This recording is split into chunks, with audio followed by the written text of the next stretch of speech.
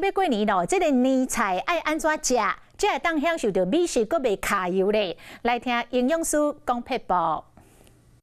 过年围炉拢会大食大饮，变怎食才会健康？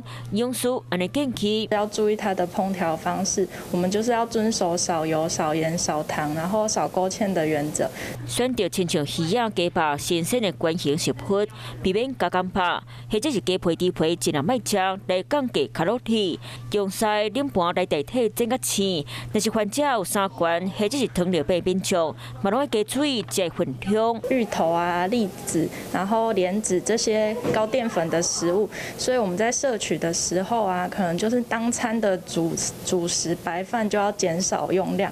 糖尿病患者注意淀粉的量，亲像米糕、煮米饭、升糖指数高，莫食伤济。